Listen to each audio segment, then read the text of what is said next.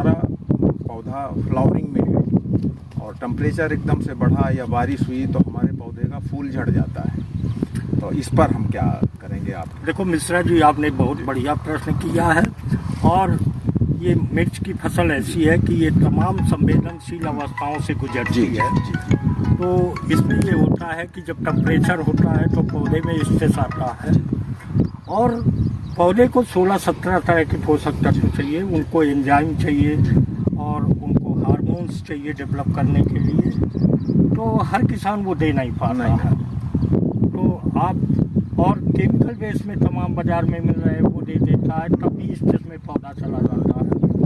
जब आपकी फसल में ऑर्गेनिक बेस में माइक्रोन्यूट्रिएंट्स स्टिमुलेंट मिलेंगे तो पौधा के स्वास्थ्य होगा, पौधा के हार्मोन्स डेवलप होंगे और पौधा में जो फूल की जड़न है, छली की जड़न है, वो काफ़ी हद तक रुक जाएगी। एक आपने प्रश्न किया कि मौसम जब खराब होता, उतार चढ़ाव होता, बारिश होती है, गर्मी होती है, उस समय पौधा स्ट्रेस में चला जाता है, या फिर जब केमिकल का लोग इस्तेमाल करते हैं उस समय भी पौधा स्टेज में रहता है। देखने को तो वो दिखता है कि हमारा पौधा स्वस्थ है, ठीक है, लेकिन वो ना तो प्रकाश संश्लेषण का क्रिया करता है, ना अपना जमीन से पोषक तत्व अवशोषित करता है।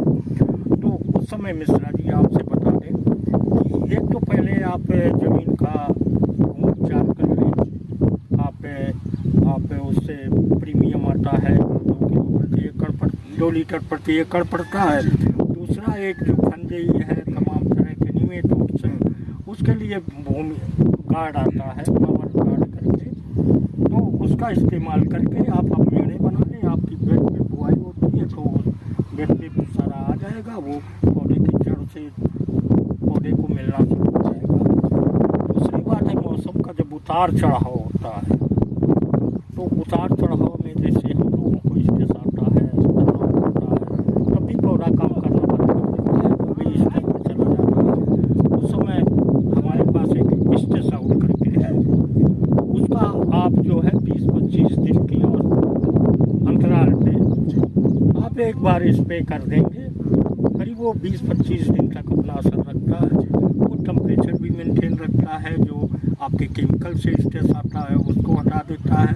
जो वातावरण से तमाम स्ट्रेस आते हैं, कीट से आते हैं, धूप से आते हैं और तमाम बारिश से भी आते हैं, और नेचुरल ये नेचर से जो है तमाम ऑक्साइड वगैरह है, इनको जो गैसें हैं, इनको भी वो कंट्रोल में रखता है। तो इस तरह आप स्ट्रेस आउट का प्रयोग करेंगे और जब फल फूल की अवस्था पे हो, आपकी फसल आने को हो, उस समय आप ब्लूम 40 मिलीलीटर और नाइट्रोजन 40 मिलीलीटर और इस पे डालना पे आप 2 छिड़काव कर देंगे तो आपके फूल में झड़ना बंद हो जाएगा, आपके फूल में झड़ना बंद हो जाएगा और आपकी फसल बम्पर पैदावार देगी।